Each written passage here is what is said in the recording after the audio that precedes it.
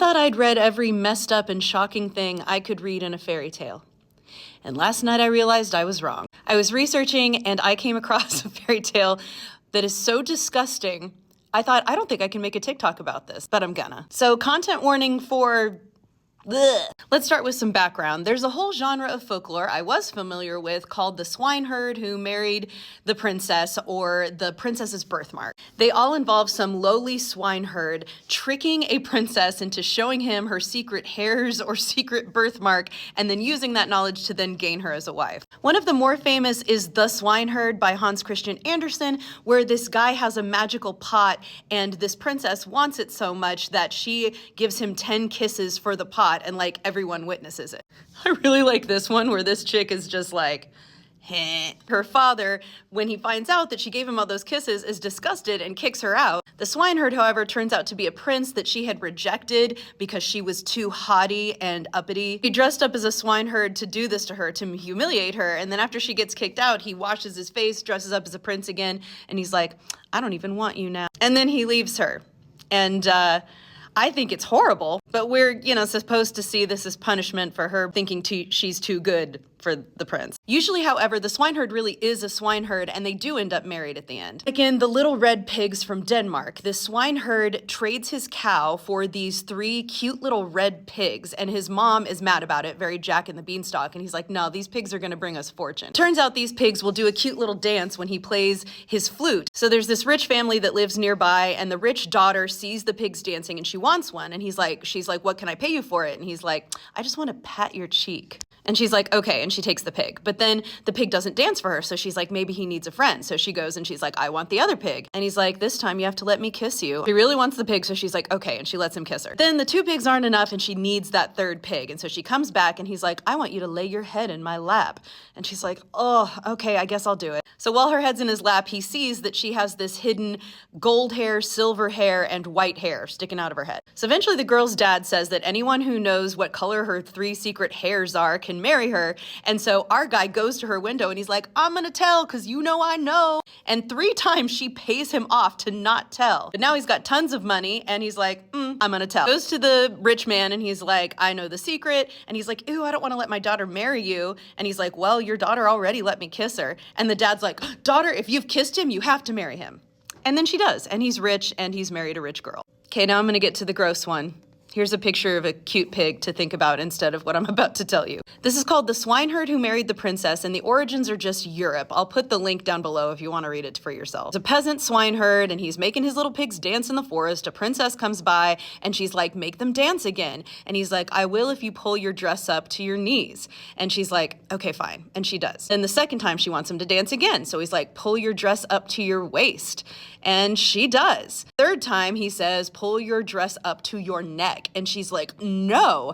But then he's like, then no dancing pigs for you. And she's like, okay, fine. So she does. And if you're wondering, maybe she's totally covered in undergarments, at least her belly is bare because he sees a birthmark on her belly. Just a little spot, but there are 3 fine golden hairs growing from the spot. One day, the king is all, anyone who knows the secret can marry the princess, and this guy shows up to claim it, and he says the secret, and he gets to marry her. But that's not the end. There's a second prince who has bribed the girl's lady-in-waiting to also get the answer. So the king decides, all right, we'll let the princess decide. And if you think that means she gets to pick, you're wrong. She's gonna decide by spending the night with both of them, and whoever she is facing in the bed in the morning gets to marry her. The swineherd makes a plan. At dinner that night, he takes a clump of chocolate and puts it in his pocket. And he secretly drops an herb into the prince's evening soup that would summon nature's call quickly and surely. When I first read this, I thought it was gonna be pee.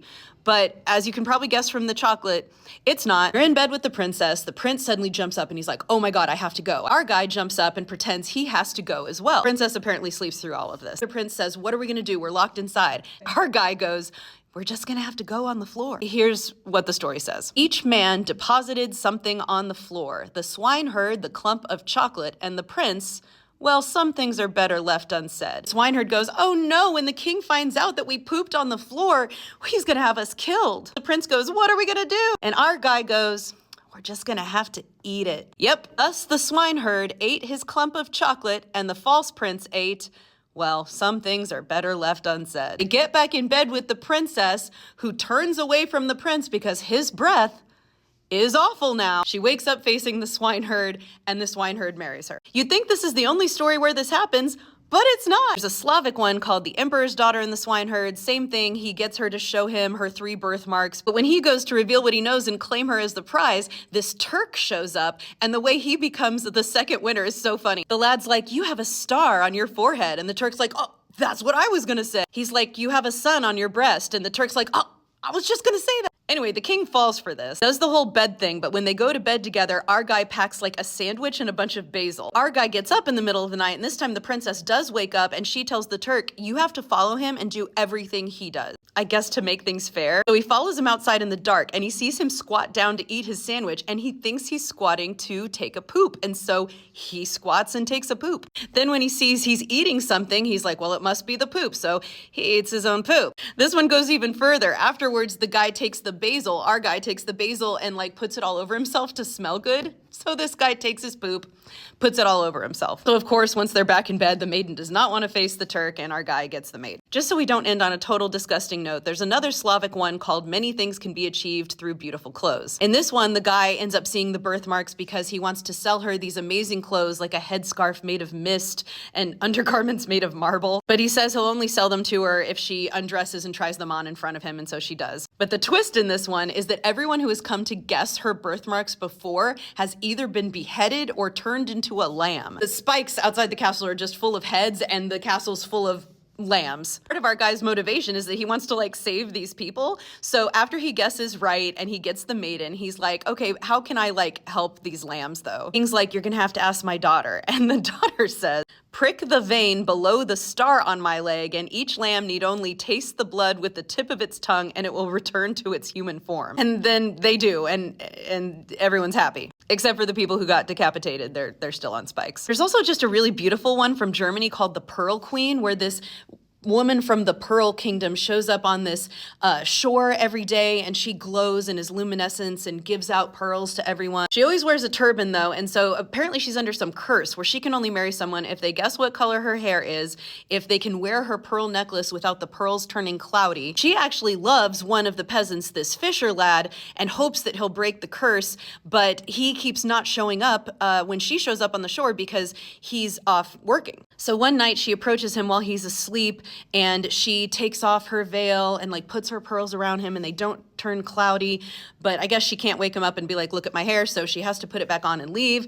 But he was awake and he saw, and the next day he announces to everyone what he knows about her. Her hair is golden, the pearls, don't get cloudy on him. Also, I forgot, her birthmark is a mirror on her breast. And he gets to marry her and go off to their magical land, and they like actually want to be together, and that's nice. Well, hopefully you didn't watch that while eating lunch. If you want to follow me on Instagram, here's what I am. I have a YouTube channel where I'm uploading these in case something happens to TikTok. I also have a podcast, link in the bio. It's called Folk Tales and Fairy Lore, Andrea Lynn. And I have a book, Dust Spells, which is based on the 12 Dancing Princesses, romance, ghosts, and no one eats shit in it.